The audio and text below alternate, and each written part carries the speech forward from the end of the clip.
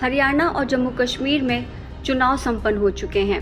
अब नतीजों का इंतजार है। 8 अक्टूबर को औपचारिक तौर पर पता चल जाएगा कि इन दोनों सूबों में कौन सा दल सरकार बनाने वाला है। लेकिन उससे पहले एग्जिट पोल के आंकड़ों के मुताबिक सत्ता की लड़ाई हरियाणा में दुष्यंत चौटाला पूरी तरह से बाहर है। वहीं जम्मू कश्मीर में महबूबा मुफ्ती की पार्टी PDP और बेटी इल्तिजा मुफ्ती की मेहनत रंग लाती नहीं दिख रही।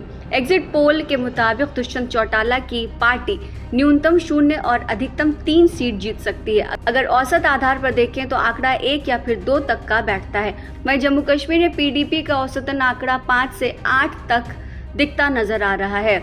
अगर आप दुष्यंत चौटाला की पार्टी को देखें तो सत्ता की रेस से न पूरी तरह से बाहर है, बल्कि वजूद पर भी उसके संकट छाया हुआ है।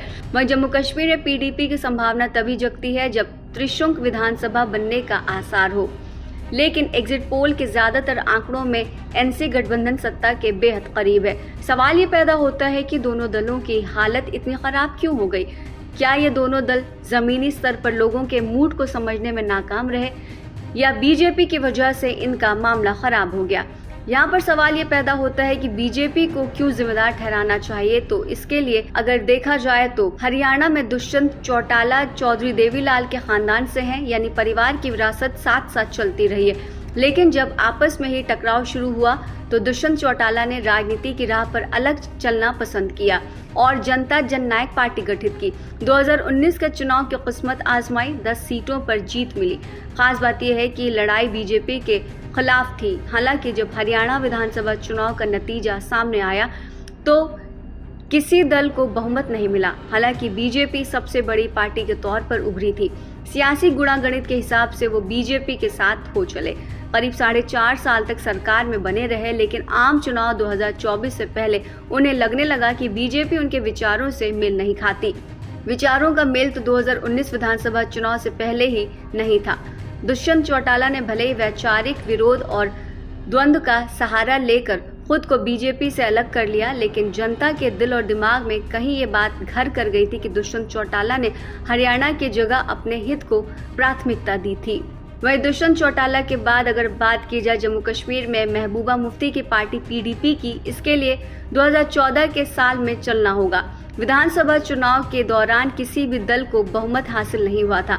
PDP बड़ी पार्टी के तौर पर उभरी थी और BJP नंबर 2 पर थी। जम्मू कश्मीर के इतिहास में एक ऐसा प्रयोग जिसके बारे में सोचना मुश्किल था।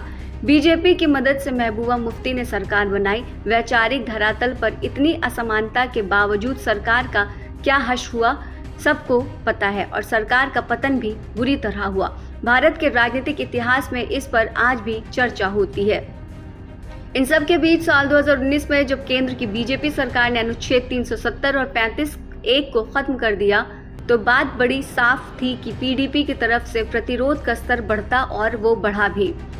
10 साल के बाद जम्मू कश्मीर में जब 3 चरणों में विधानसभा चुनाव हुआ तो मतदाता PDP से यही सवाल करते थे कि आप 2014 वाले गठबंधन को कैसे वाजिब ठहरा सकती थी। महबूबा और उनकी बेटी इल्तिजा बार बार सफाई देती थी, लेकिन उनकी सफाई लोगों को रास आती नहीं दिखी और एग्जिट पोल पर उसकी मुहर भी लगती दिख रही है।